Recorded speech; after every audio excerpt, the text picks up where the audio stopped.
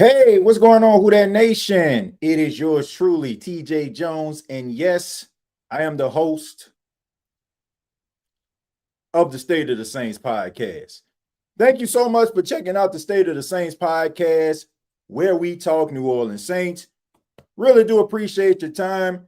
Shouts out to everybody that's watching this on a Friday night.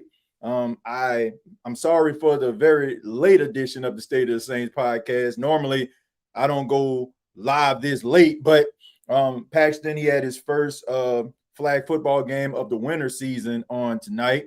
And, they got the victory, man, in ripping fashion.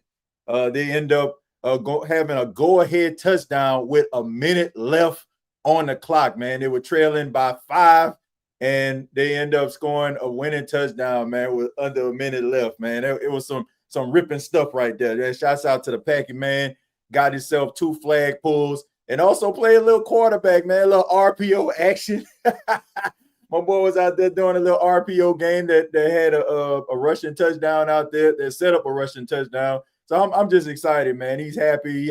He was just excited about the win. And, man, it's just so good to see those kids out there, man, putting it all together and doing their thing. But I did want to talk a little bit, continue our talk about Saints quarterback Drew Brees. Of course, we know Drew was inducted into the Pro Football Hall of Fame on Thursday night at NFL Honors. So once again, congratulations to the legendary quarterback. And I basically talked yesterday, if you're watching this on a Friday night, I talked a little bit about, Drew Brees and what he meant to the city, what he meant to me, as a Saints fan growing up, and, somebody that understands Saints football. I mean, I've been watching Saints football, man, my entire life for almost over 30 years, 39 years old. So, I go back as far as 4 years old. I can remember listening to the New Orleans Saints. But I wanted to open up the phone lines tonight. I did. I want to hear some of these stories. There were so many members of the Who Dat Nation that chimed in on the last episode and wanted to, express themselves. And, I didn't have the right resources at the time on yesterday, but I got my brand new audio box just came in today. So I'm back up and running, man. We fully operational here on the State of the Saints podcast, but I am going to open up the phone lines. And I also want to say thank you to all the people that submitted those kind words. A couple episodes ago, I kind of pretty much pulled my heart out, and I do apologize. I know some people didn't want to hear no sob story, but like I said, man, that's just how I roll here on the State of the Saints. I don't try to hide anything from anybody. I consider everybody that comes across this channel and have been rocking with me since the beginning or whenever you fell in as family. And as family, you talk about some of the things that are on your mind. So shouts out to, everybody that understood, where I stood, where I was and what I was feeling. And also shouts out to the people, that, had a little something to say. There's always going to have individuals have something to say that's way out in left field. Like, I don't know this individual's name, but basically said that I'm just upset that my podcasting life isn't what I think that it is, or what it cracked up to be, or it's not making the big bucks. It has absolutely nothing to do with it. Like I said, I'm driven by passion, and all you have to do is do a few little quick clicks, and you'll see that the State of the Saints podcast is every damn well. Matter of fact, I was actually, this is no lie, I was actually on Yahoo Sports. I was just trying to look up some stuff pertaining to the New Orleans Saints. And as soon as you click on Yahoo Sports, lo and behold, who pops up but the State of the Saints podcast? I had absolutely no idea that Yahoo Sports was taking clips from the State of the Saints podcast. But that goes to show you how far we have come as a podcast. So for anybody that just think that it has anything to do with the lack of traction or lack of motion, no, sir. No, ma'am. All right. But I appreciate the love and support that people show to the show. And once again, even if you don't want to chime in when I open up the phone lines, feel free to put your comments in the chat. But I'm going to open up the phone lines really soon. But I'm going to go ahead and set it up for those that may not have checked out the last episode where I talked about Drew Brees. I mentioned that Drew Brees is a bona fide certified legend. And what he meant to the city of New Orleans is beyond words. The fact that Drew Brees transformed the city, and he was that hope that New Orleans needed during a time when New Orleans was at its lowest. And I mentioned this before. You had a lot of people that was displaced because of Hurricane Katrina. You had family members. Some of them moved to Colorado. Some of them was like, out in Nebraska somewhere, New York City, Florida. I mean, just completely all over the map. There were two things that kind of drew people together during that time.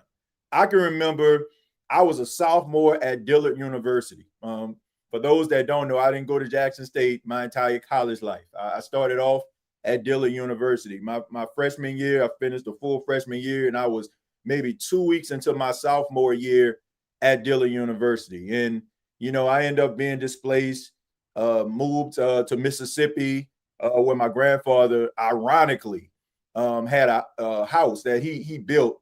Well, I won't say he built, but he bought a house that was, it was a little bit of a fixer-upper. And I never forget this. Like, I know this kind of, like, I know we talking about football, but I promise you we're going to get into it. But I can remember, like, my grandfather, like, before Hurricane Katrina hit, we were going back and forth to Vicksburg, Mississippi, where the house was, and he was just doing a little fixing up here, fixing up there. We'll probably stay there for a couple of days and then go back to New Orleans. And, I remember one day he stood in a kitchen where he was working, and I can remember the kitchen had the checkerboard floors, and he stood in the middle of the floor, and he told me, he said, "I don't know why I got this house." But anyway, long story short, a month later, everybody that got displaced and had to go from New Orleans to Vicksburg was up in that house. And I can remember telling my grandfather, "You got your answer. That's the reason why." God was in the midst of that. But at the end of the day, people were displaced. People were like all over the place, and the thing that brought people together were two things. It was Facebook, if you were in college, right? At the time, Facebook was like a college thing. So you was able to interact with some of your friends that may have been able to link to Facebook, and also the New Orleans Saints. The New Orleans Saints were the thing that brought everybody together, and the Saints were trash in 2005, right? They were 3-13, but in 2006, when Drew Brees came along and the New Orleans Saints started to look unfamiliar to the old reliable Saints fans, when Drew Brees came to town, when Sean Payton came along, and they aligned and made the New Orleans Saints a credible franchise. And I mentioned that Dallas Cowboy game on a Sunday night. That was the entire world looking at the New Orleans Saints. That's when everybody realized that the New Orleans Saints weren't the same team.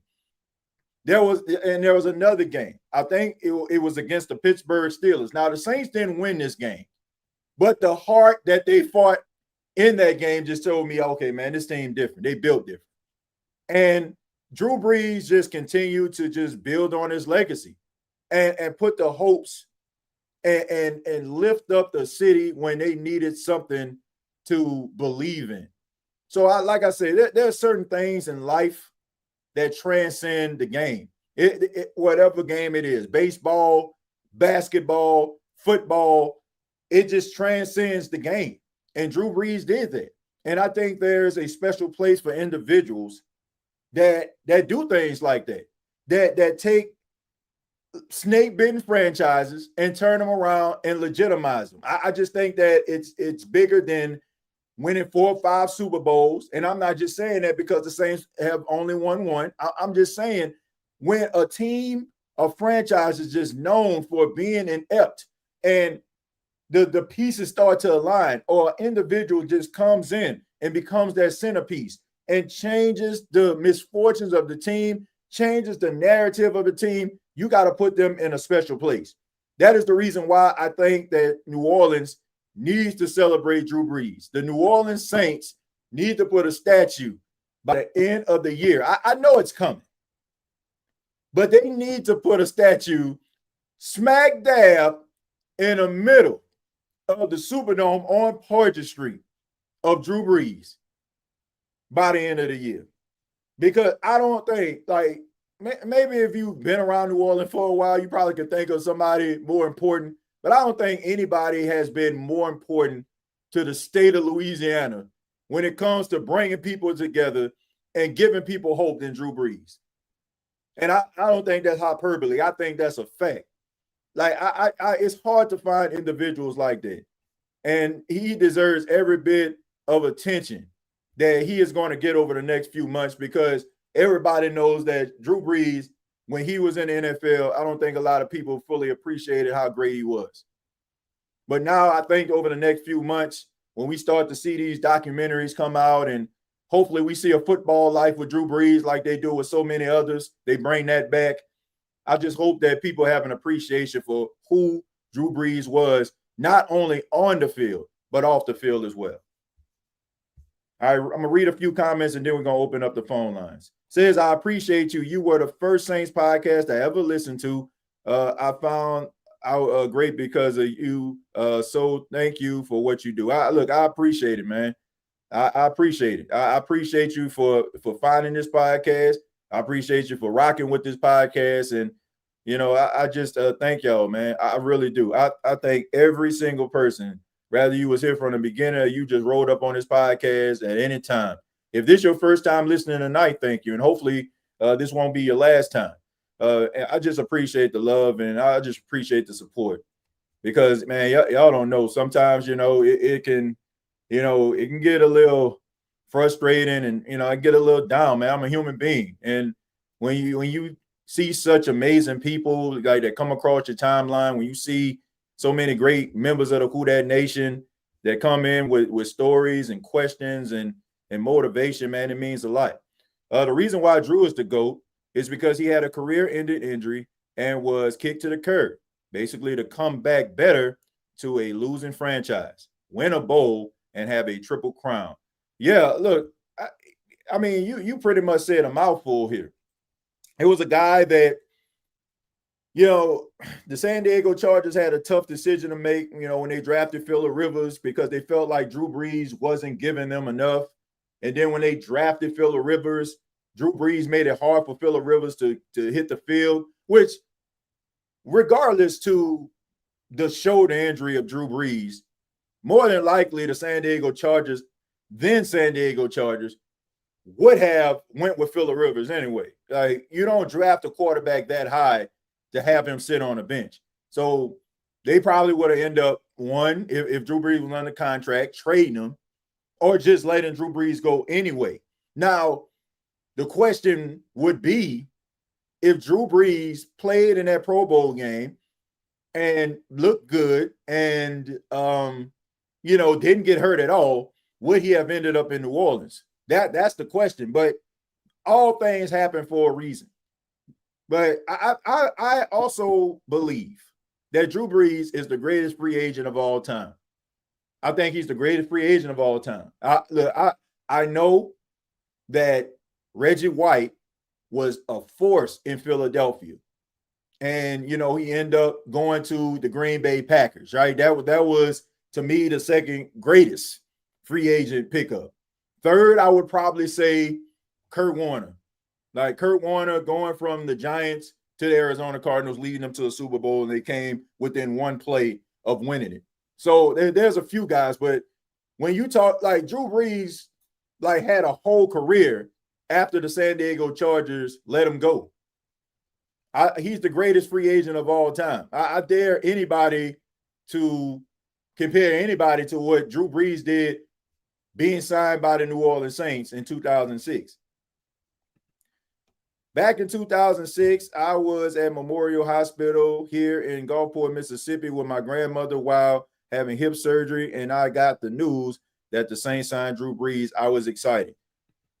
At the time, I knew Drew Brees, you know, but I thought that Drew Brees would have brought stability to the quarterback room, but I and not in my wildest dreams did I ever envision what he did. Like the Pro Football Hall of Fame career that he had. Like, I would have never envisioned that.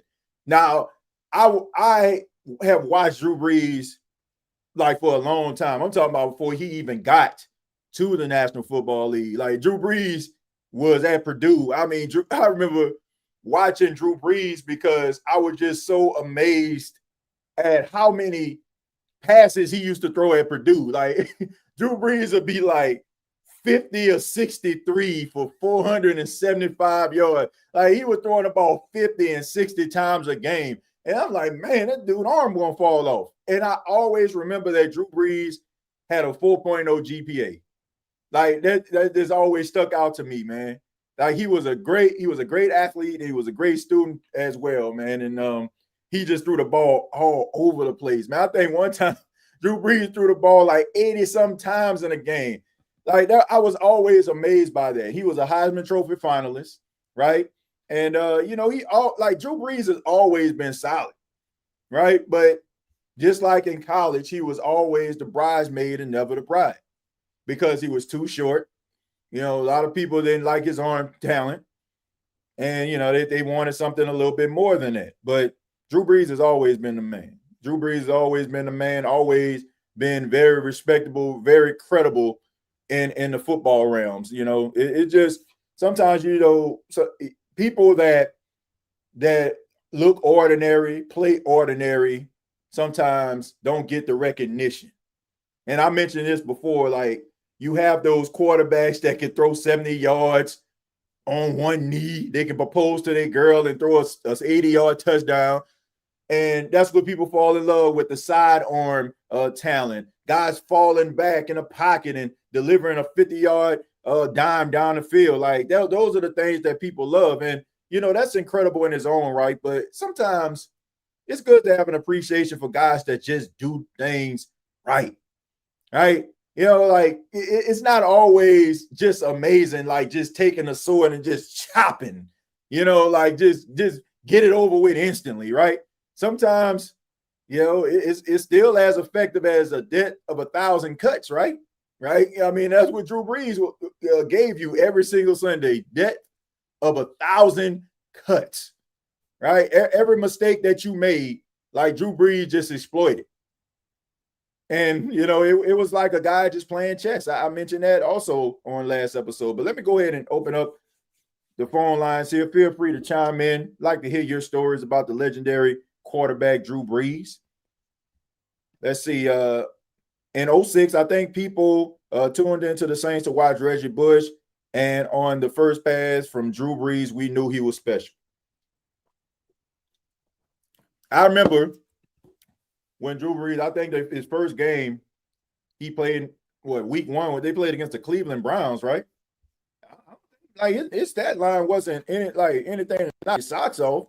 Let me see. Drew Brees, first Saints game. I'm gonna see what his. I don't think his stats was. I don't think his stats was like that eye popping. Let me see if I can find it real quick. Yeah, I mean it wasn't nothing. All right, his first game was September 10th of 2006. He was 16 of 30 for 170 yards, one touchdown, one pick. I mean, it wasn't nothing to like man, like man, we got our quarterback of the future. Like it wasn't nothing like that. It was it was like, man, okay, let's see what else he has. It was just as time went on, as the weeks went by, you started to see it. That's why I say that Dallas Cowboy game, that's when I feel like Drew Brees, Drew Brees really turned it on. What I'm doing right now is I'm putting in like what his stats were per game in 2006. Because it took some time for Drew Brees to learn Sean Payton's offense. I mean, it's a very complex offense. I mean, we know about the different personnel packages and all that they have. But, like I said, he had a really good season. He started to come on, as the season started to like go on. And like I said, I think that's that game where, it just kind of stuck out to me was the game and against the Dallas Cowboys, because he was so surgical in that game. I think that's when like everybody just woke up and was like, man, Drew Brees, man, this dude can be something. He can be something special for the Saints. I think that was the game. And like I said, I'm continuing to look this up because I'm looking on Pro Football Reference, because Pro Football Reference, they sometimes they do a really good job at being able to break down every single game. Like you can actually click on it, the year, and you click on the stats, and it'll tell you like every single, what his stats were for every single game. So let's see. All right. So I mentioned the game versus Cleveland. He was 16 of 30 for 170 yards, 1 touchdown, 1 pick. Then against Green Bay, 26 of 41, 353 yards, 2 touchdowns, 1 pick. And against Atlanta, where they won 23-3, that was of course, the Saints game, the first time in the Dome. He was 20 of 28, 191 yards. Then you had the Carolina Panthers, in which they lost, but he was 28 of 38, 349 yards and a touchdown. And let's go to this Cowboy game I was referencing. This game right here, like I said, this when everybody was like, okay, man, this dude about to be the truth. He was 26 of 38, 384 yards, 5 touchdowns, no interceptions. That was the best game that he played the entire season.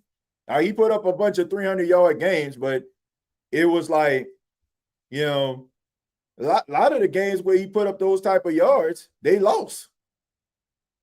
There's a couple games on here. Like they played against Baltimore, he threw for 383 yards, they lost. Against Pittsburgh, he threw for 398 yards, they lost.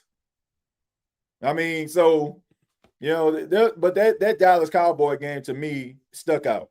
That stuck out to me, all right? That was a game that just showed me like, man, this dude going to end up being something special.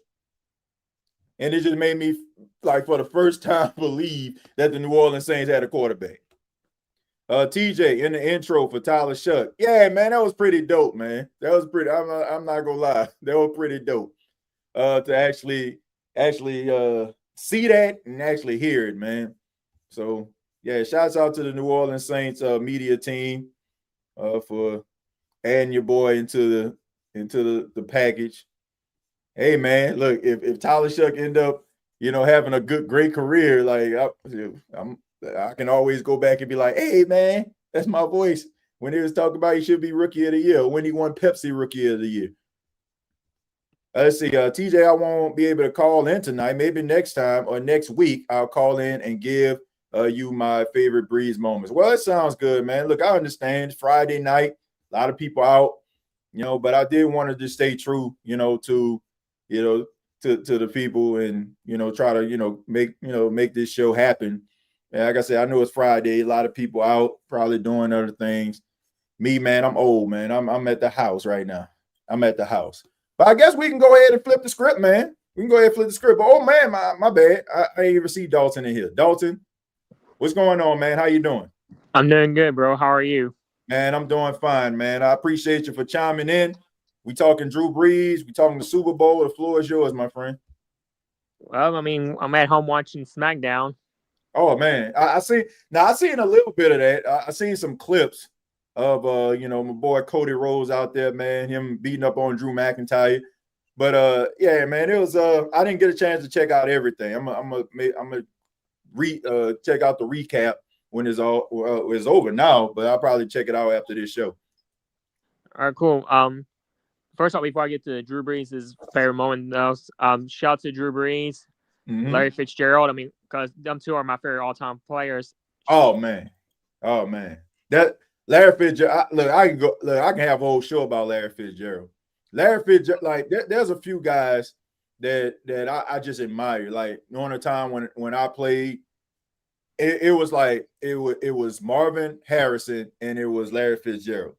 And I mean, Larry Fitzgerald, like he just played the game the right way, man. Like he wasn't flashy or anything like that. They threw the ball to him, he caught it. Like his touchdown celebration, of course, was throwing the ball back to the referee. I wasn't like that, right? I mean, I'm gonna let you know about it, but but at the end of the day, man, he was just a great wide receiver overall, man. He was a great player to watch, man. And that magical run back in 2000, I want to say 2007, when they went to the playoffs, man, like he was just on another level. Like he was basically unstoppable, though. Agreed, and a true class act like him and Brees. Oh yeah, man, yeah, no doubt about it. I think that whole class, like they deserve it. Like there's not a person out here that can argue that neither one of those gentlemen don't belong in the Pro Football Hall of Fame. I was actually shocked.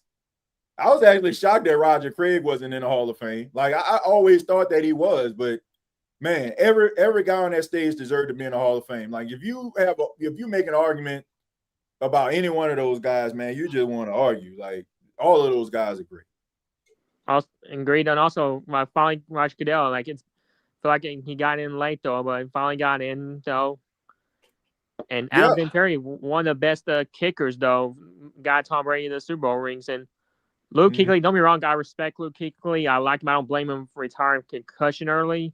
But I feel like he got in there a little bit early though. Do I think he's a Hall of Famer? Absolutely though, but I don't know if he's the second pro because due to his career injuries. I mean, he had a pretty good career though. I just didn't know if he got there just earlier time though. But I mean, he deserved it. Don't be wrong. I'm happy for him though.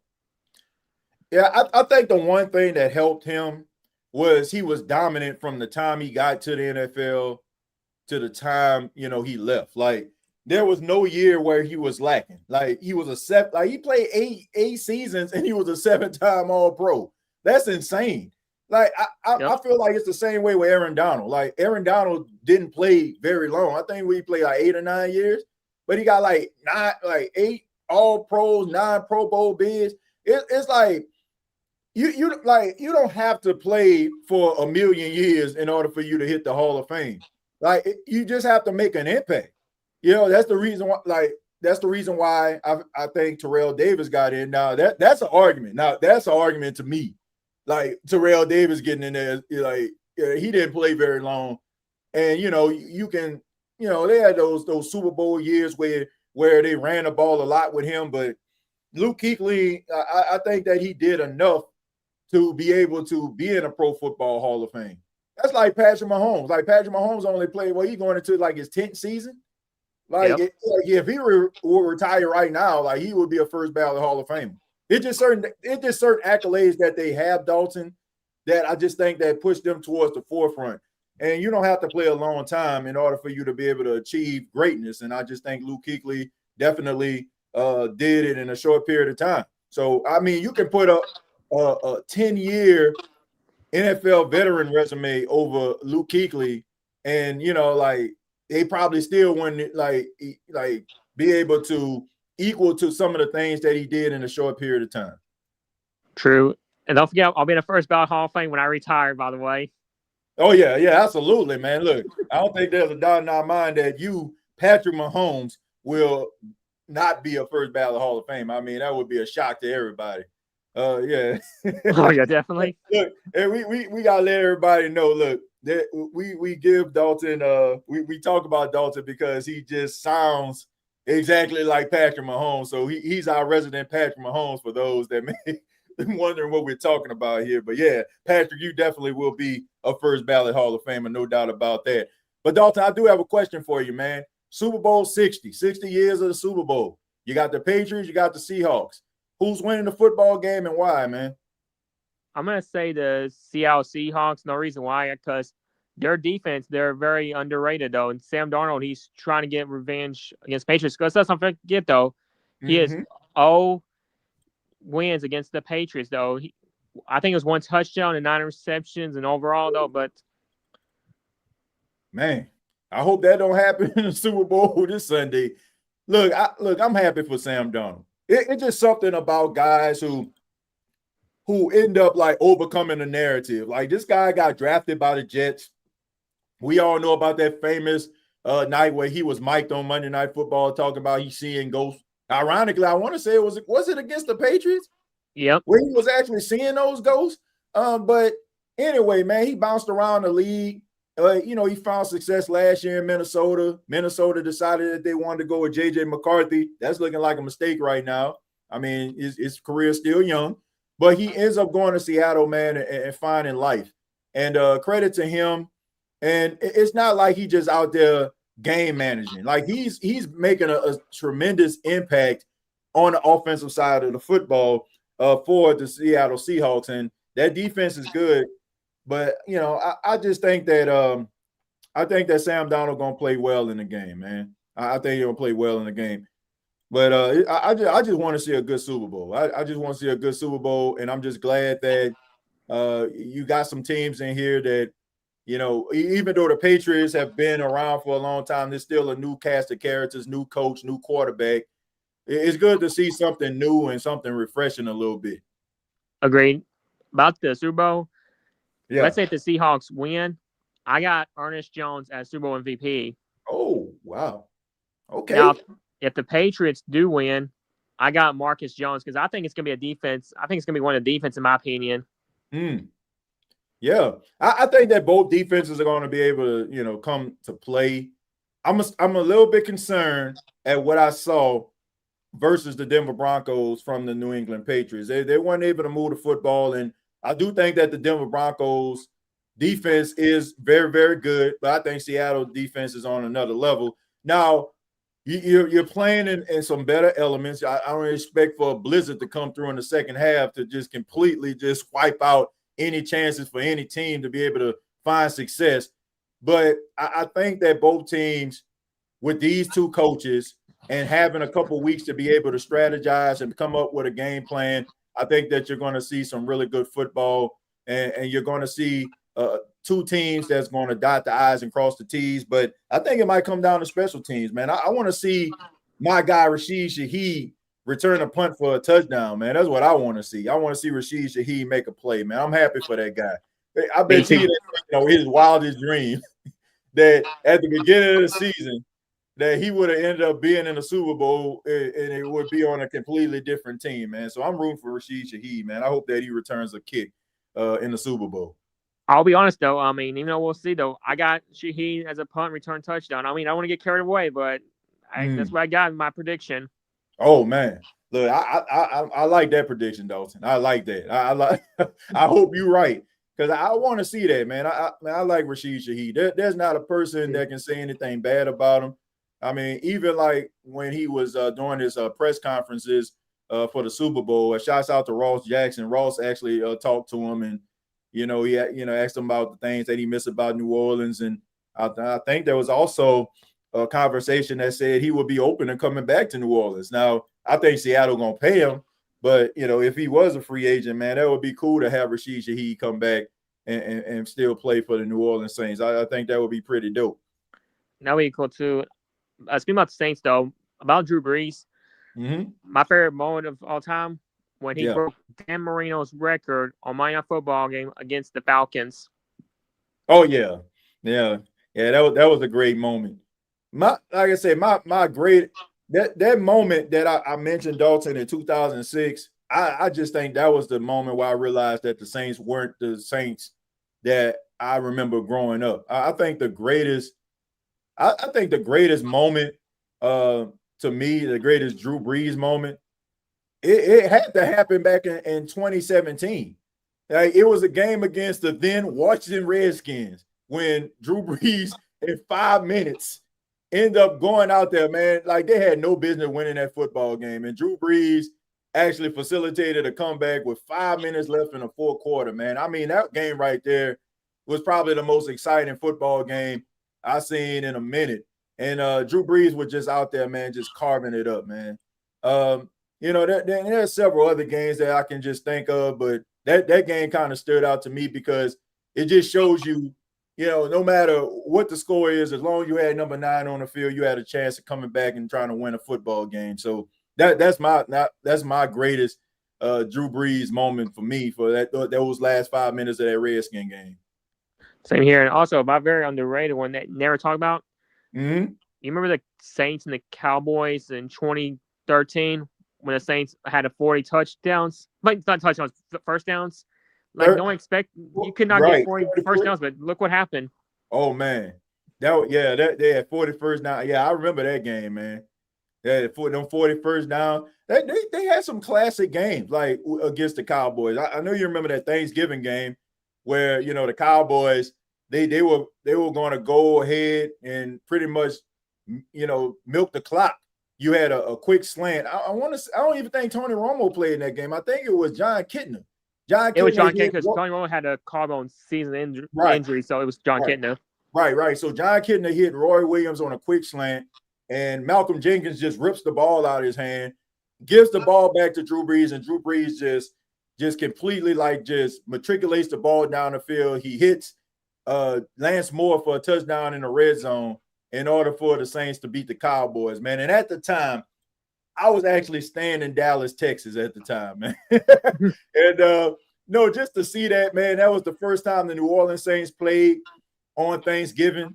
And for them to beat the Cowboys when, boy, they had so many Cowboy fans at their watch party I was at for Thanksgiving, and just seeing their faces just completely just melt like the Wicked Witch of the West. I mean, it was just amazing, Dalton. I mean, I loved every minute of that, man. Same here. It was amazing, man. You got anything else, my friend? Well, actually, I do got one more before I get off here. I'm pretty sure everybody's waiting, though. So, we all know Drew Brees is going to be in the Hall of Fame, though. Who do you think is going to be a presenter? Do you think it's going to be Sean Payton, or do you think it's going to be anyone else? I think it has to be Sean Payton. I think it has to be Sean Payton. Because, I mean, these two are conjoined at the hip, man. You you can't talk about Drew Brees without Sean Payton. You can't talk about Sean Payton without Drew Brees. I mean, it only makes sense if Sean Payton inducts him into the Pro Football Hall of Fame. If it's not him, it has to be somebody that's really, really close to him. I don't know who is I'm always see somebody like LaDainian Tomlinson. I know he's really close to him, or somebody of that nature. But I just think it has to be Sean Payton. it has to be. It's gonna be I can't think of anybody else. I mean, let's see. You got Sean Payton on your mind. Brittany Brees, Drew Brees' wife, Marcus Colston, LT. I mean, he's got plenty. You can't go wrong either way, though. I mean, he's got a lot on his mind, though. I mean, you just can't go wrong. Yeah. I think that more than likely it will be Sean Payton unless Sean Payton just declines, but I don't see that happening. I mean, this is the first player to be inducted into the Pro Football Hall of Fame that's under the Sean Payton tree. So yeah, I would think so. I mean, you have to you have to be able to do that. So man, like I said, man, both of these guys are so synonymous with the city, man, and I mean, it's a beautiful story. It's like one of the best NFL stories ever written. That two guys that just come here. You got a coach that, it wasn't his first choice, but he made it his first choice. He made the situation better. And you had a quarterback that needed a city, and a city, that needed a quarterback. You know what I'm saying? And it was one of those situations where it was just a match made in heaven, man. The city of New Orleans needed Drew Brees, and Drew Brees needed the city, and together, they just made some magical moments, man. And Sean Payton definitely was the linchpin behind all that. So I think you have to pick Sean Payton. Oh yeah, definitely. Yeah, but I appreciate it, Dalton, man. It's like always. Thank you so much for chiming in, and I look forward to talking to you in the future, man. And regardless of what happens, I hope we have a good Super Bowl, man. Also, too, and thank you for my show. I'm hoping to see you when you get back on the show. Open the phone line. Oh, man. Thank you so much. Appreciate you, Dalton. All right, no problem, bro. All right. Yeah, man. Shouts out to Dalton, man. And also shouts out to him advocating for, autism awareness, man. That's something that's very near and dear to me, man. So, shouts out to him, and got so many people out here deal with autism. And him spreading awareness and letting people know about it, man. That's amazing, man. Shouts out to you, man. Shouts out to you. Let me go ahead and read some more of your comments here. And once again, thank you all for sticking around here tonight. If you're just joining us, we're talking a little bit about Drew Brees. What are your favorite Drew Brees moments? You have a memory about Drew Brees? Feel free to put it in the chat if you don't want to call in tonight. We're remembering the legendary Drew Brees career. All right. Let's see. Who Dat Nation on Super Bowl Sunday. I'll be let's see, Striving Skating 20 live stream. Let's see, Talking Saints and Super Bowl and all season. Everybody is welcome. Also, shouts out to Jerry. I apologize, man. I've seen this a little bit later, right after I end up closing out the show. But Jerry on the channel, man, he reached 900 subscribers. So congratulations to you, Jerry.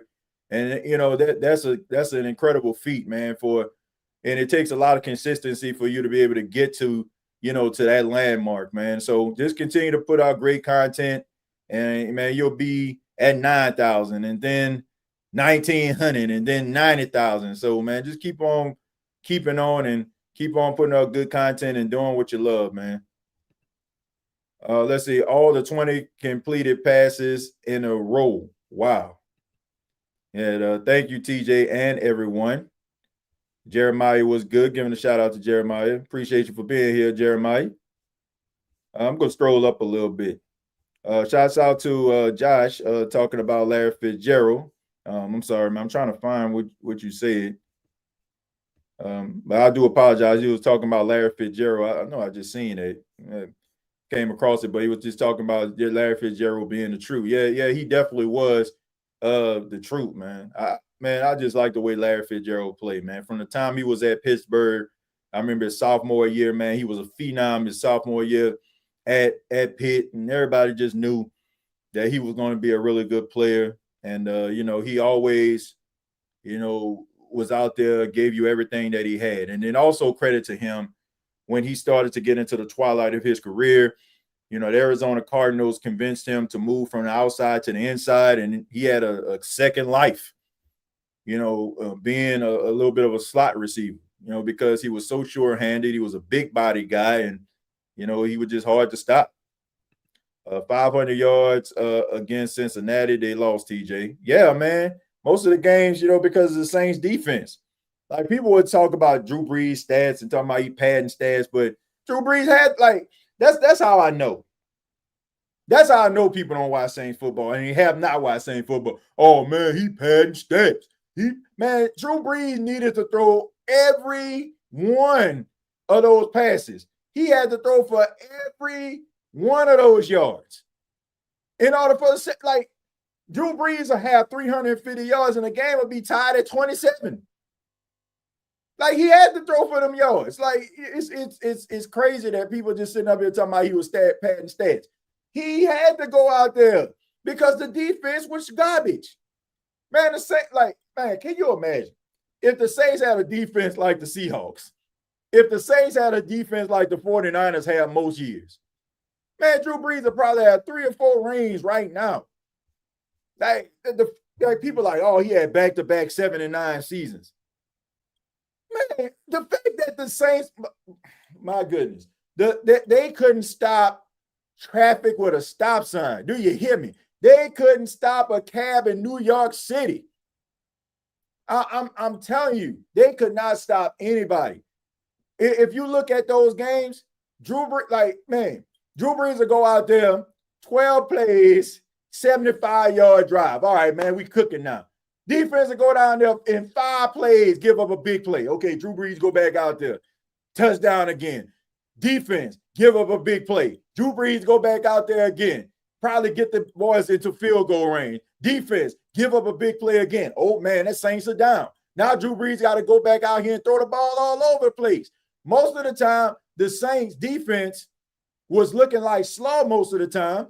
And if the offense wasn't getting into gear most of the time because maybe they were playing against a formidable defense, Drew Brees had to throw the ball all over the place because the defense made it very difficult for the offense to have a bad day.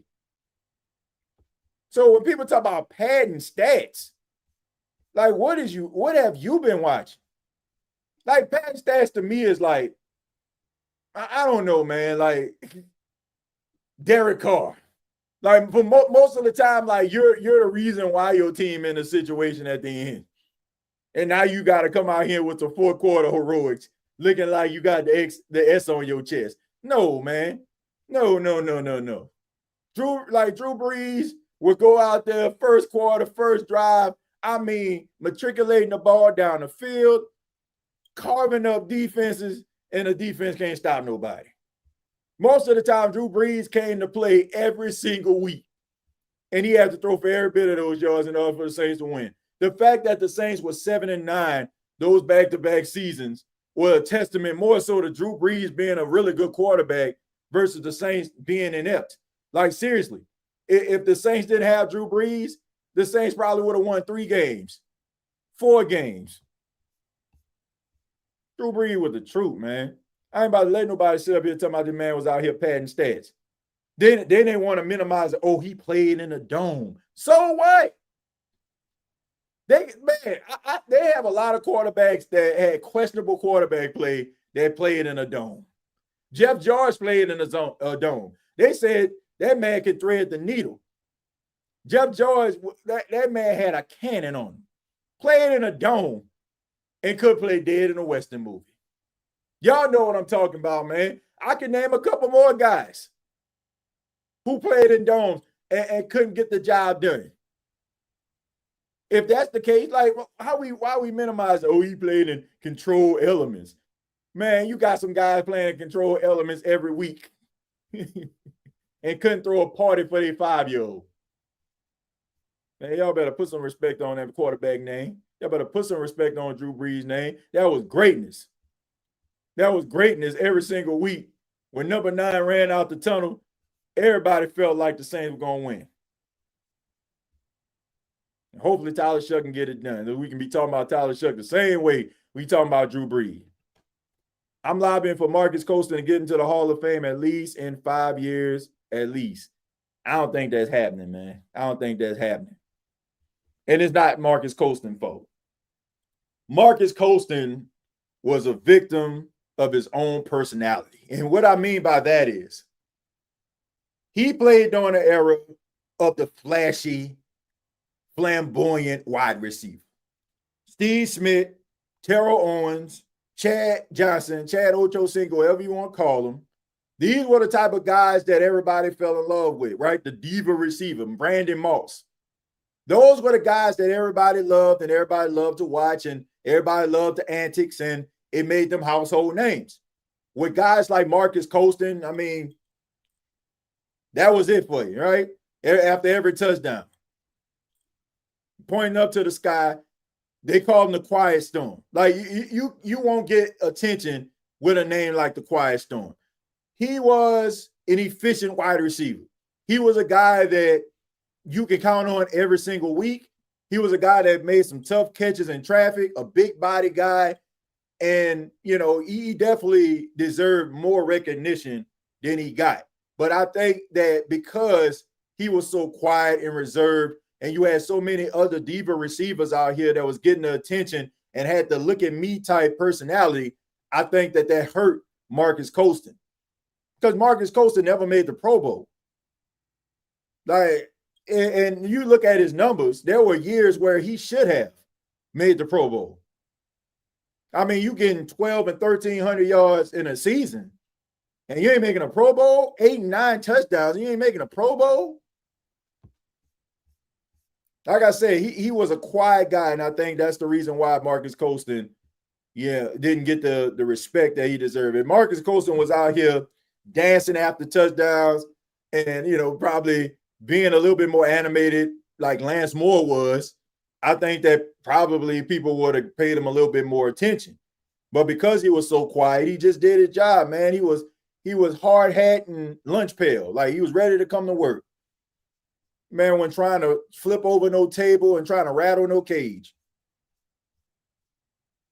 And sometimes those type of players fall under the radar and they don't get the appreciation they deserve.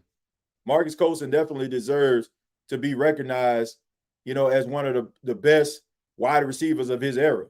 But unfortunately, that's not going to happen because of his personality.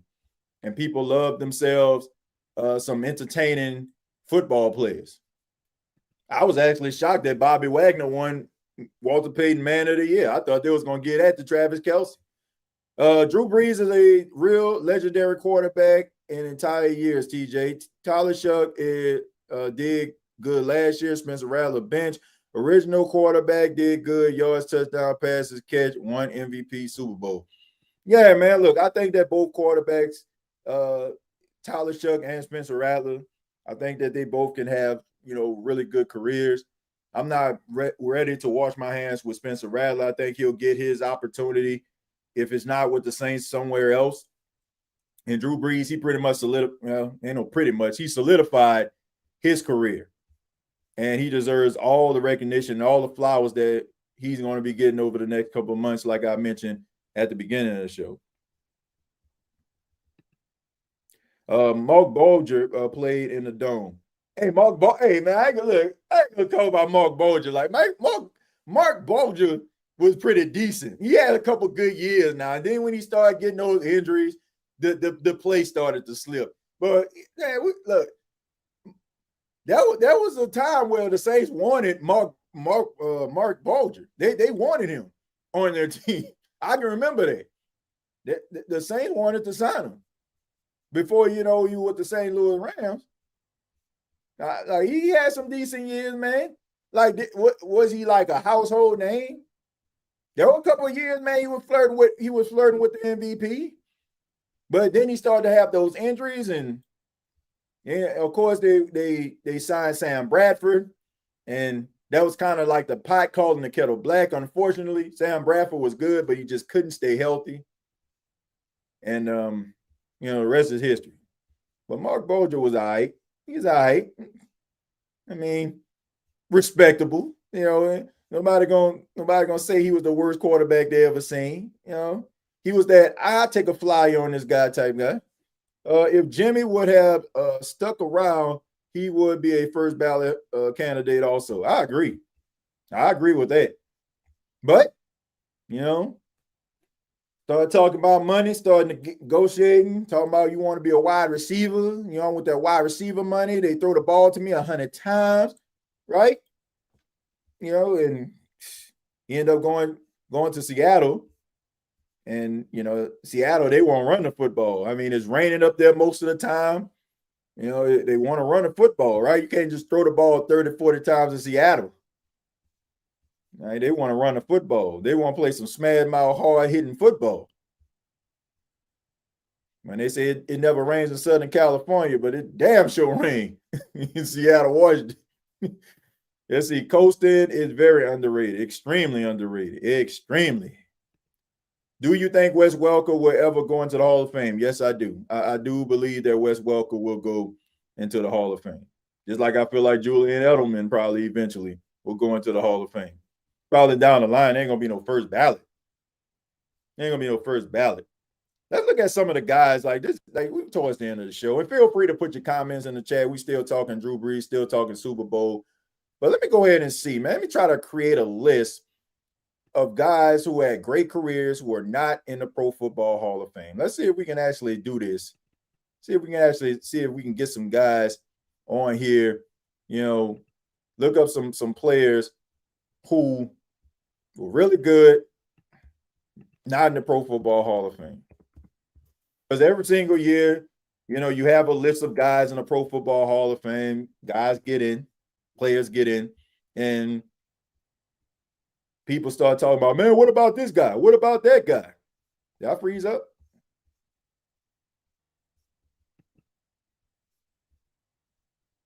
I think I froze.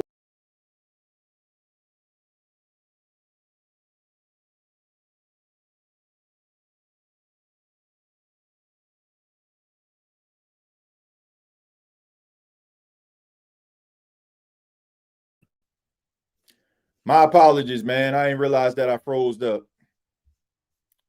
I think I gotta do a little bit of a wiping of this laptop, man. I done had this laptop for quite some time and got a lot of stuff on here, man. So y'all know how it goes. It starts to slow down a little bit. So I apologize if the show went out on y'all. Let's see. I will never forget that Texans game Monday night in 2019. Yeah, man, that was a good game right there. It came down to a 57-yard field goal by Will Lutz. Yeah, on Monday night, right, to open up the season. Yeah, I remember that. That was a good football game. Let's see. Players who are not in the Pro Football Hall of Fame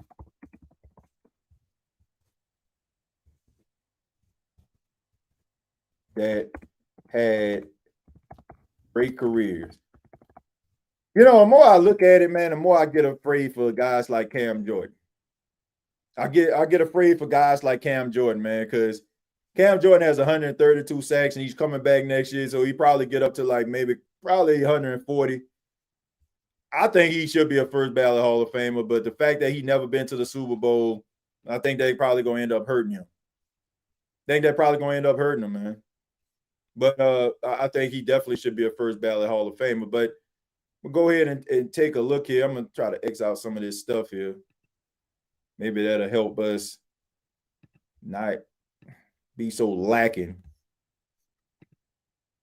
All right, so let's take a look here. All right, so you got Reggie Wayne, who was the Robin to Marvin Harrison Batman, and then became Batman when Marvin Harrison retired. Will Anderson, the offensive tackle, Torrey Holt, Terrell Suggs, right? Ken Anderson, who I feel like was extremely underrated quarterback because everybody was with the John Elway. Like that reminds me. That reminds me of kind of like with Drew Brees or whatever. The only thing is Drew Brees actually won a Super Bowl. Like Ken Anderson was really good, but you had Dan Marino, John Elway, Joe Montana. You know, you had those guys at their height in their prime. And it was out there. Now, I think that Ken Anderson kind of fell short, not to mention Cincinnati Bengals were absolutely train wreck, you know, most of the time. But in the 80s, man, they used to always end up in the Super Bowl. Ken Anderson was quarterback here. L.C. Greenwood, Sterling Sharp. Now, Sterling Sharp actually in the Hall of Fame. That's not right. Eli Manning is always a conversation. Frank Gore, Steve Tasker. Look, Steve Tasker belongs in the Hall of Fame. He belongs in the Hall of Fame. Look, if you're going to put guys like Devin Hestoff in that thing, if you're going to put like some of these special teams players like Vinatieri and you know, Morton Anderson, all of them, right? When people talk about kickers not a real position, say that when you got 3 seconds on the clock and you need to win a football game. But Steve Tasker definitely deserves to be in the Hall of Fame. Like he's one of the best special teams players of all time. Like when you can solidify a position, when a position is synonymous with you gotta put this guy in the Hall of Fame. Said, what about Brett Favre? Brett Favre, first ballot Hall of Fame. He definitely went into the Hall of Fame. Prime Ram shut down JJ Watt. Yeah, he definitely did, man. That's somebody that probably could have been in the Pro Football Hall of Fame, but unfortunately his body failed him, his knees and stuff like that, man. But look, Ram got his bag, man, and he was a really good Saint, man. Ryan Ramczyk, one of my top 5 favorite Saints of all time. Like I don't buy like football jerseys, I just don't. But Ryan Ramczyk would definitely be a Saint jersey I would buy.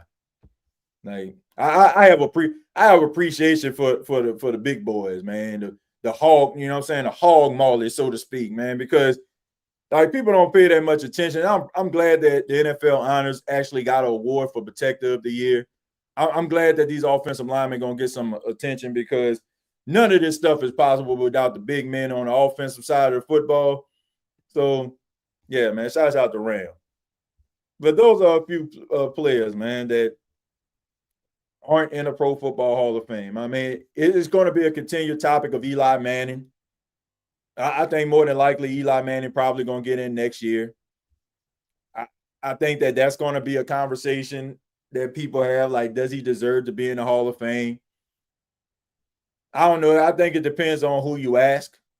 But I think if his name was Eli Jenkins, I don't think that we'll be having this conversation. I think that his name carries weight and also some Super Bowl championships. But if you look at it, I'm going to just keep it a buck. Like, if his name wasn't Manning, Eli Manning would have a career. People would just look at him as like Joe Flacco.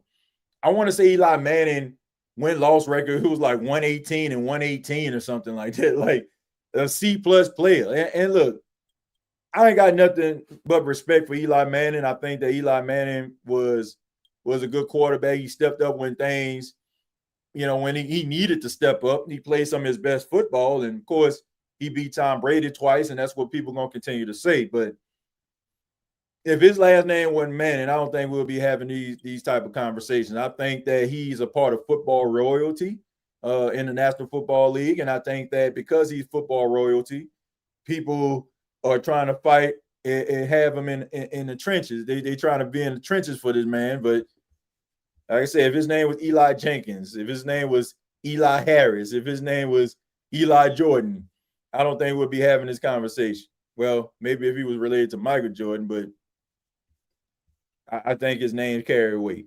It carries weight. See, Reggie Wayne, Steve Tasker, Ken Anderson deserve to be in the Hall of Fame. I think Ken Anderson gonna hear his name called hope like probably the next couple of years. Now we getting down to like the classic guys. Like they always select at least one guy from the golden era, right? The 80s, the 70s, right? They always select at least one guy from there. Always do. All right. So hopefully, they start like ciphering, like through different players, and Ken Anderson name comes up because he definitely deserves to be in there. Modern era quarterback, Tom Brady, Peyton Manning, Ben Roethlisberger, and Drew Brees. Like Ben Roethlisberger is not in the Hall of Fame yet. Let me see when Ben Roethlisberger retired. He should be a part of that list, I believe, next year. Because I think he played like one more year than Drew Brees did. I think he retired in 2021. Yep. He retired in 2021. All right, so let's see. 22, 23, 24, 25, 26. I don't know how I guess he was eligible. Was he eligible for the Hall of Fame? Oh, what?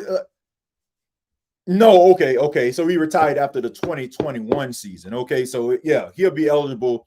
He'll be eligible in 2027. So yeah, I mean, Big Ben Roethlisberger. I mean, let's look at the accolades here. 2-time Super Bowl champion, NFL Offensive Rookie of the Year, 6-time Pro Bowler, 2-time NFL passing yards leader. He was no All Pros. Right? But 2-time Super Bowl champion, multi-time Pro Bowler when it actually meant something. I think he'll get in there.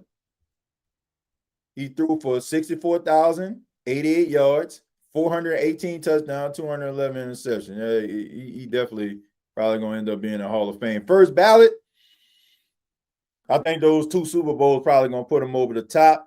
On top of the fact that they won a lot, never, missed the playoffs like that, always had a winning season. Those are the type of things that they're going to take into consideration.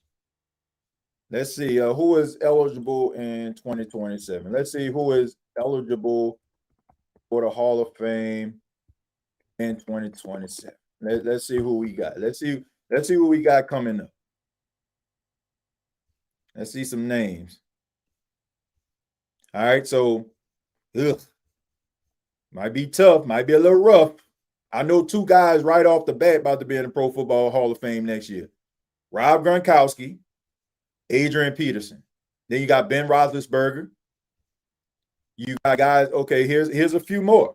Richard Sherman, Andrew Whitworth, Antonio Brown, Cam Newton. I don't know Cam Newton getting in there. AB deserves to be in there, but they probably think he's too damn crazy. Probably ain't gonna let him do it.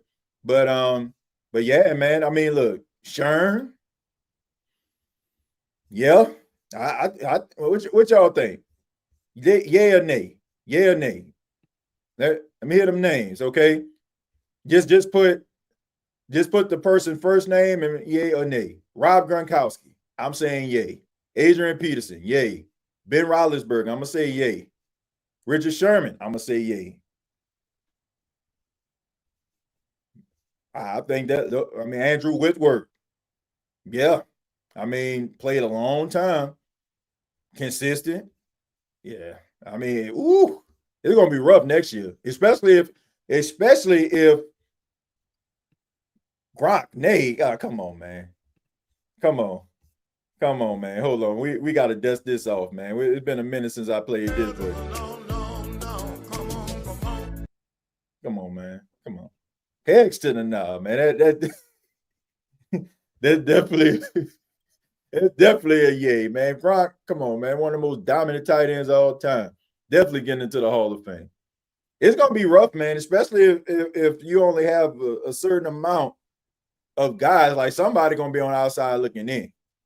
Somebody gonna be on the outside looking in. I think Sharon might be there.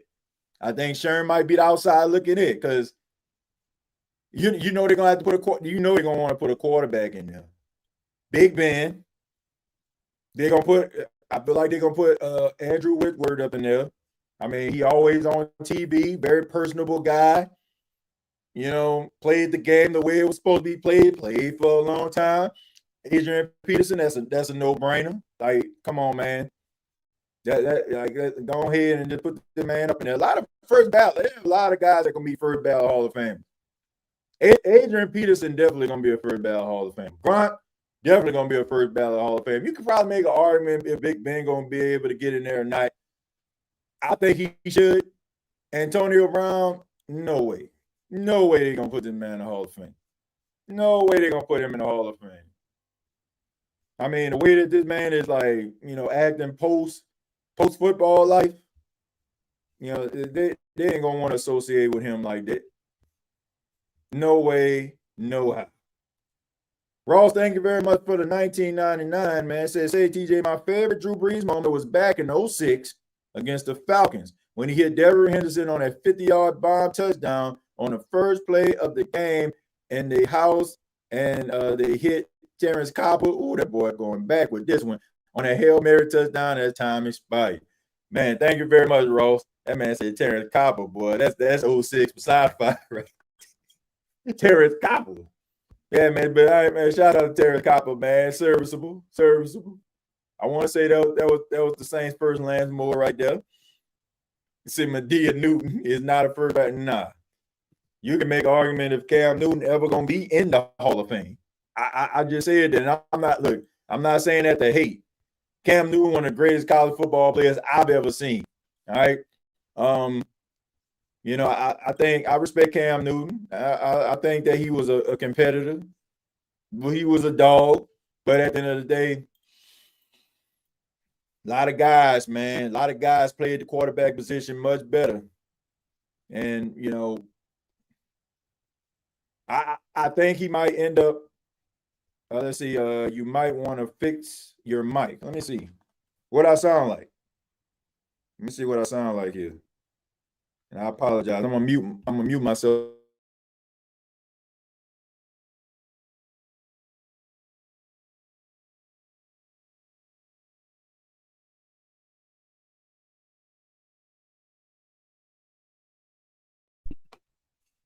Yeah, it sounds like I'm a robot or something. I don't know. It sounds like I'm a robot.